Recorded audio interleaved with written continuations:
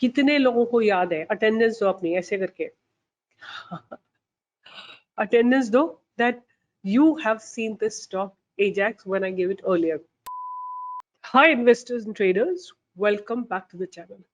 आपके लिए क्या इंपॉर्टेंट है, रेगुलर कंसिस्टेंट इनकम और या फिर एक लॉटरी जो एक दिन आपकी लग जाती है, बाकी दिन वो आपका पैसा ले जाती है। मतलब आप याद रखिए, जब भी आप लॉटरी में पैसा जीतेंगे ना, तो वो आपका पैसा किसी गलत तरीके से ही इस्तेमाल होगा।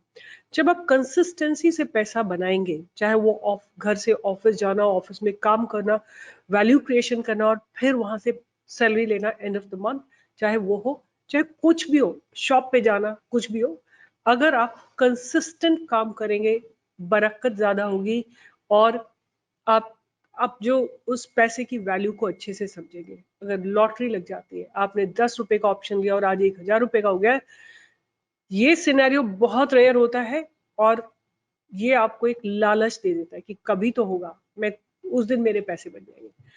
I would say stay away from these kind of things from the stock market. Just focus on your consistent income. अगर मैं कंसिस्टेंट इनकम बोलती हूँ तो कितनी इनकम अच्छी रहेगी? 1% per day is very very good. आप देखिए, जो हमने आपको आज स्टॉक्स दिए थे उनमें एक स्टॉक था एफकॉन, राइट? एफकॉन एफकॉन हमने आपको बाय के लिए दिया था somewhere, late me just have a look at it. कहीं पे हमने आपको बाय के लिए दिया था, यहीं कहीं पे 448 के आसपास, यहाँ पे कहीं पे आपको बाय के लिए दिया था और 448 से जाके स्टॉक ने आपको 460 का हाई लगाया है, right? That means a movement of about 12 points. 12 points means कि आपको 2% का मूव इस स्टॉक में मिला। अगर इसमें मार्जिन अवेलेबल है तो आप डेफिनेटली मोर देन 1% बना सकते हो। Let me just check it. Yes, so इसमें मार्जिन अवेलेबल है। अगर स्टॉक इंट्राडे में 1% मूव करता है, मतलब आपका 5% का रिटर्न आपको मिला है, and which is a very very good trade. अगर आप इसमें 1000 क्वांटिटी भी लेते तो आपको इन्वेस्ट करना पड़ता 91,000 रुपीज और पैसा कितना बनता आपका? 20,000 रुपये बनते, राइट? 20,000 नहीं भी आप लेते, 2,000, 3,000, 4,000 जो भी आप लेते, it would have been a very very beautiful movement for you. End of the day हमने आपको एक और स्टॉक दिया था, Tanla. Tanla we gave you a buy between 555, इसने स्ट्रेट अवे जाके 572 का हाई लगाया। अगर आप ये कैप्चर नहीं भी कर पाए कोई बात नहीं, बट ये स्टॉक पोजिशनल स्टॉक है। I am just giving an example कि अगर कोई इंट्राडे करता है तो उसका भी पैसा बनता है। तो क्वेश्चन कम्स कि ये इस तरह के ब्रेकआउट स्टॉक्स कैसे ढूंढे जाते हैं? तो एक पूरा मेथड होता है, there is a method, there is no RSI, there is no indicator that should be used when you're finding out the breakout stock. There are only two things that you get from the NSE, which is volume and the price. इन्हीं के high probable combinations होते हैं जिससे आपको पता लगता है कि किस तरह का ब्रेकआउट एक्सपेक्टेड किया जा सकता है। और मैं आपको एक बात बताना चाहती हूँ कि लाइव मार्केट में तो बहुत इंडिकेशन आपको मिलते हैं, बट लाइव मार्केट से पहले क्या होता है स्टॉक मार्केट में, उससे बहुत सारी चीजें डिपेंड करती है इन द लाइव मार्केट कि अब स्टॉक मार्केट से पहले क्या डिसीजंस हुए हैं, किस तरह का बाइंग एंड सेलिंग हुआ है, उसके ऊपर बहुत सारी चीजें डिपेंड करती है। तो एनीवे वो सब हम अपने मास्टर ट्रेडर कोर्स में सिखाते हैं। और अगर आप ये जानना चाहते हैं कि ये इस तरह के ट्रेड मैं कहाँ देती हूँ, तो मैं लाइव मार्केट में वो सब आपको टेलीग्राम चैनल पे मिलते हैं। टेलीग्राम चैनल पे ज्वाइन करिए, केवल और केवल इस वीडियो के लिंक पे जो आपको टेलीग्राम चैनल मिलेगा उसको ही ज्वाइन करना है। There's no other Telegram channel that you will join where you see my picture or anything written along with StockPro. We have about 2,85,700 members in the Telegram channel.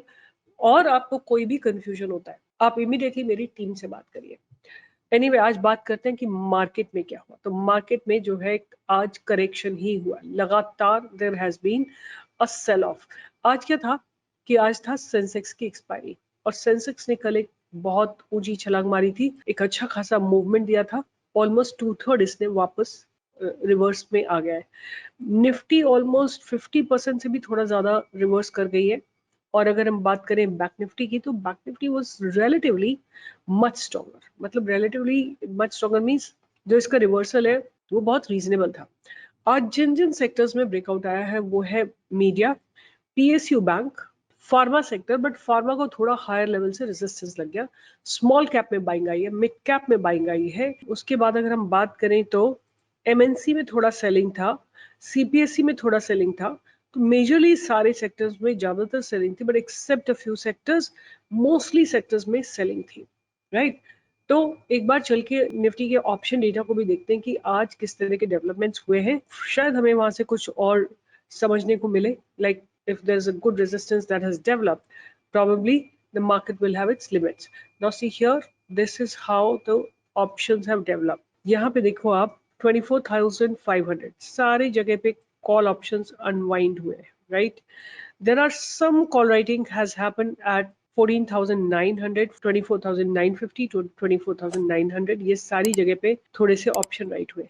अगर हम put writers की बात करें तो out of the money put writers have gone away, in the money में थोड़े से put writers हैं।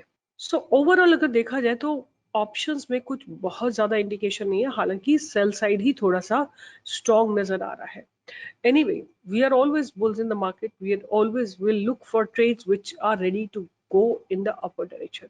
तो आज मेरे रडार पे 3 स्टॉक्स रहने वाले हैं और ये तीनों स्टॉक्स कैश के स्टॉक्स है और ये तीनों आपको ट्रेडिंग व्यू पे भी मिल जाएंगे। अगर आप ट्रेडिंग व्यू पे हमारे प्लेटफॉर्म पे जाते हैं, आप आइडियाज पे जाते हैं, तो आपको यहाँ पे सारे आइडियाज देखने को मिल जाएंगे। जैसे हमने कल जी वर्नोवा दिया था, आप देखो उसको ब्रेकआउट करने की कोशिश की है बट किया नहीं है ब्रेकआउट। इसी तरह हमने कल आपको सीई इन्फोटेक या मैपमा इंडिया दिया था, that has also not given a breakout.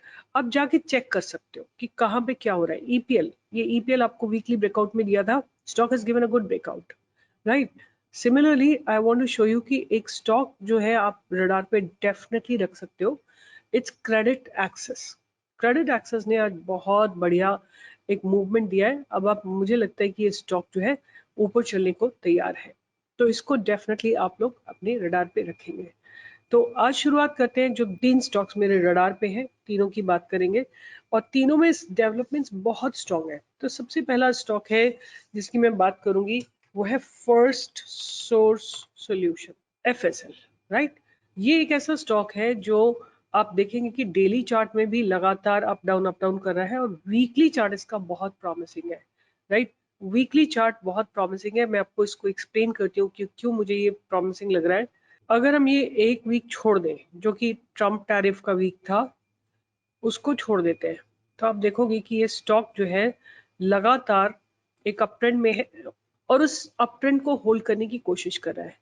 आज इस स्टॉक ने अपने, मतलब इस वीक में स्टॉक ने अपने पास्ट बैरियर को ब्रेक करने की कोशिश करी है और अब हम इसमें एक बाइंग की अपॉर्चुनिटी यहाँ पे ढूंढ सकते हैं, विच इज 370 के ऊपर हम बाइंग की अपॉर्चुनिटी स्टॉक में ढूंढ सकते हैं। और ये जो ट्रेंड लाइन है, ये हमारा एक्यूमुलेशन जोन रहेगा। तो फर्स्ट सोर्स सोल्यूशन, अभी मैं बात कर रही थी मेरी टीम से, तो आई वाज टोल्ड कि इनके अर्निंग्स तो बहुत अच्छे नहीं है, there is a negative surprise here and या। तो एक बार चल के इनके फंडामेंटल्स को स्टडी कर लेते हैं, एफएसएल में क्या हो रहा है और क्यों हो रहा है। एफएसएल फर्स्ट सोर्स सोल्यूशन, ये कंपनी है 25,000 करोड़ की, P is 43.3, ROC is 14.8, ROE is about 15.1। और अगर हम बात करें तो they are part of the RP Sanjeev Goenka Group. This company is basically provides services and solution to its customers across banking, financial services, healthcare, communications, media and technology, and other diverse industries. The company has the philosophy of digital first, digital now, right? और अगर हम बात करें इनके geography wise revenue, तो north India से 68% आता है, रेस्ट ऑफ द वर्ल्ड से 32% आता है, ऑफशोर इनकी डिलीवरी है 64% एंड नियर शोर ऑफशोर इज 36%। तो इनके बेसिकली क्लाइंट डिस्ट्रीब्यूशन की बात करेंगे तो आप देख सकते हैं कि ज्यादातर इनके क्लाइंट्स यूएस में है। और अगर इनकी ग्लोबल प्रेजेंस की बात करें तो they operate 40 centres across the US, Mexico, US, India and Philippines, right. और अगर हम बात करें, दैट्स अबाउट इट। एंड एक बार और इनके फंडामेंटल्स को देख लेते हैं कि सेल्स को क्या हो रहा है। सेल्स में ग्रोथ हो रही है, बहुत बढ़िया नहीं है बट डिसेंट ग्रोथ है। Operating profit margins are pretty stable at 15% and operating profits have gone up. Net profit की बात करें तो ग्रोथ है बट बहुत फिनोमिनल ग्रोथ नहीं है। और जहां तक बात करते हैं ईपीएस की, तो EPS has increased in the recent past. Sales year on year बात करते हैं तो लास्ट 11 सालों में इन्होंने अपनी सेल्स को डबल किया है, प्रॉफिट को almost not 4 times but 3.5 times किया है, और ऑपरेटिंग प्रॉफिट मार्जिन को 3.5 टाइम्स किया। और नेट प्रॉफिट की बात करें तो उसको इन्होंने 3 टाइम्स लेके आए। ईपीएस की बात करें तो ईपीएस लगातार इनका सॉलिड है on the year on year basis. अगर इनके रिजर्व्स की बात करें तो रिजर्व्स ग्रो कर रहे हैं, even borrowings have increased for that matter. और अगर बात करें cash from operating activity, they are generating cash from operating activity, there are profits from operations, but the working capital changes are negative and receivables are negative. So overall मिला के थोड़ा सा negative है cash, net cash flow. Debtor days की बात करें तो थोड़ा सा इंक्रीज हुए हैं। और अगर हम बात करें इनके प्रोमोटर्स की होल्डिंग की तो for ever they have been constant. और जहां तक एफआईएस की होल्डिंग की बात करें तो लास्ट क्वार्टर्स में एफआईएस ने अपनी होल्डिंग को इंक्रीज किया, बट इस क्वार्टर में थोड़ा सा 1% रिड्यूस किया है। बट डीआईएस ने अपनी होल्डिंग को 2.9% से इंक्रीज किया है और पब्लिक ने अपनी होल्डिंग को डिक्रीज किया। तो ओवरऑल मुझे कोई ऐसे बहुत बड़े रेड फ्लैग्स इस स्टॉक में नहीं दिखाई दे रहे। इसको एफएसएल को आप ध्यान में रख सकते हैं। नेक्स्ट स्टॉक जो मेरे रडार पे रहने वाला है उस स्टॉक का नाम है Apollo Microsystems. Apollo microsystem, this is the stock, right. आपके सामने चार्ट लगा हुआ है, आप खुद भी देख सकते हैं कि how beautifully the stock has been developing, very very beautifully. And अगर हम बात करें तो ये एक इसका ब्रेकआउट जोन है 141 142 के ऊपर, आप इसमें बाइंग की अपॉर्चुनिटी ढूंढ सकते हैं for the first target of 157, right. 157 cross होने के बाद ये आपको 152.5 का टारगेट देगा और उसके बाद आपको 10% का मूव ऊपर की तरफ आता हुआ दिख सकता है। प्लीज जाके अपोलो माइक्रो सिस्टम के आप सारे फंडामेंटल्स चेक करिए। अगर आपको नहीं समझ में आता है तो please ignore it, right. Take responsibility of what you do in the stock market. You can just come and say कि आपने बोला था, मैंने लिया और ये 50% नीचे। और इस स्टॉप लॉस एक्सरसाइज करिए, पोजिशनल साइजिंग यूज करिए। मार्केट नीचे जा रहा है, ओवरऑल मार्केट नीचे जा रहा है तो अपने स्टॉक को एग्जिट करिए। ये सारी चीजें आपको करनी पड़ेंगी और यहाँ के लिखने से कुछ नहीं होगा, राइट।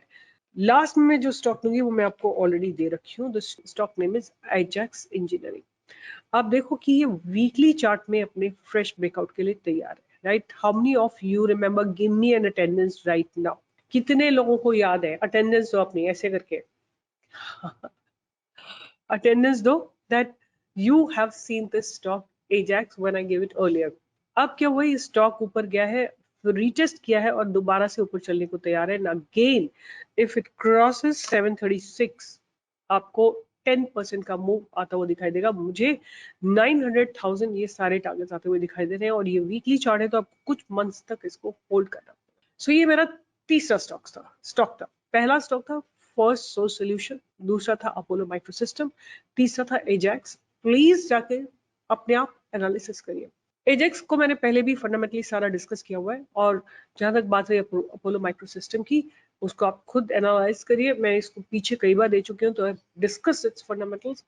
अपनी एक ओपिनियन बनाइए और आप बोलेंगे कि इतने सारे स्टॉक्स हैं तो हम कैसे शुरुआत करिए। एक एक कंपनी, एक मैंने भी शुरुआत की थी 25 साल पहले, फिर एक एक कंपनी देखते देखते देखते मुझे सबका आइडिया लग गया है। शुरुआत करिए जर्नी की इन the stock market. And stock market do not have space for those who come uneducated in stock market. मैं आपकी स्कूली पढ़ाई की बात नहीं कर रही हूँ, कॉलेज की पढ़ाई की बात नहीं कर रही हूँ, मैं बात कर रही हूँ स्टॉक मार्केट एजुकेशन की। Come prepared, come informed, then you will be able to make money. With this, I'll be signing off and I'll see you in the live market tomorrow from 10 to 11. अगर आपको मेरा content अच्छा लगता है, thumbs up दीजिए, like करें, share करें, subscribe करें, कमेंट करना जरूरी है। Bye bye, take care.